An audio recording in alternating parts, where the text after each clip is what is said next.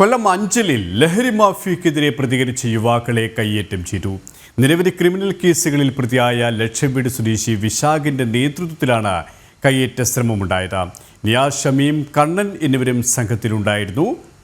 വിശദാംശങ്ങളുമായി മനോജ് ചേരുകയാണ്. മനോജ്, ഈ ലഹരി സംഘത്തിന്റെ ആക്രമണം, ഇവർക്കെതിരെ ഏതെങ്കിലും തരത്തിലുള്ള നടപടിയെടുത്തിട്ടുണ്ടോ? മറ്റ് വിശദാംശങ്ങളും.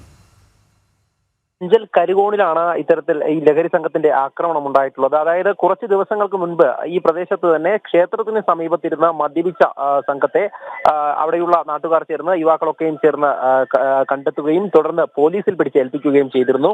അതിന്റെ ഒരു വൈരാഗ്യമാണ് പിന്നീട് അങ്ങോട്ട് ഈ പ്രദേശത്തുള്ള യുവാക്കളുമായി ഈ മാഫിയ സംഘത്തിനുണ്ടായിരുന്നത്. ഈ ലഹരി മാഫിയ സംഘമാണ് ഇന്ന് യുവാക്കളെ വഴിയിൽ തടഞ്ഞു വെച്ചുകൊണ്ട് തന്നെ, അതായത് അച്ഛനോടൊപ്പം വന്ന മകനെ വഴിയിൽ തടഞ്ഞു വെച്ചുകൊണ്ട് ഇത്തരത്തിലൊരു ആക്രമണം നടത്തിയത്. നിരവധി ക്രിമിനൽ കേസുകളിൽ പ്രതിയാണ് ഈ ലക്ഷംവീട് സ്വദേശിയായിട്ടുള്ള വിശാഖിന്റെ നേതൃത്വത്തിലാണ് ഈ കയ്യേറ്റ ശ്രമം ഉണ്ടായത്. അതിന്റെ ദൃശ്യങ്ങളൊക്കെ നമുക്ക് കാണാൻ സാധിക്കും. അതോടൊപ്പം തന്നെ നിയാസ്, ഷമീം, കണ്ണൻ എന്നിവരും ഈ സംഘത്തിൽ ഉണ്ടായിരുന്നു. ഈ പ്രദേശത്ത് വ്യാപകമായി തന്നെ ഇത്തരത്തിൽ ലഹരി ഉപയോഗിച്ചുകൊണ്ട് ഈ സാമൂഹ്യ വിരുദ്ധ പ്രവർത്തനങ്ങളൊക്കെ നടന്നു വരുന്നുണ്ടായിരുന്നു. അതിനെയൊക്കെ തന്നെ ഈ പ്രദേശത്തുള്ള യുവാക്കൾ ചേർന്ന് എതിർത്തിരുന്നു.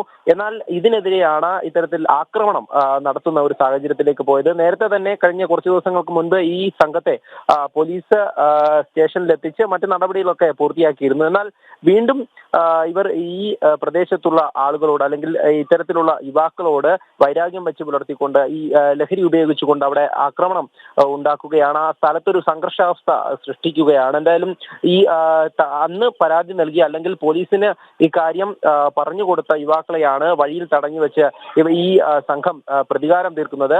എന്തായാലും ആ ദൃശ്യങ്ങളിലൊക്കെ വ്യക്തമാണ്, യുവാക്കളെയാണ്, ആ പ്രദേശത്തുള്ള യുവാക്കൾക്ക് നേരെയാണ് കയ്യേറ്റ ശ്രമം ഉണ്ടാകുന്നത്. എന്തായാലും പോലീസിനെ സംബന്ധിച്ചിടത്തോളം ഈ ലഹരി സംഘത്തെ പിടികൂടുക, അല്ലെങ്കിൽ ഈ പ്രദേശത്തെ ഇത്തരത്തിൽ ഈ സാമൂഹ്യ വിരുദ്ധ പ്രവർത്തനങ്ങൾ നടത്തുന്നവരെയൊക്കെ അവർക്കെതിരെ നടപടിയെടുക്കുക എന്നുള്ളതാണ്.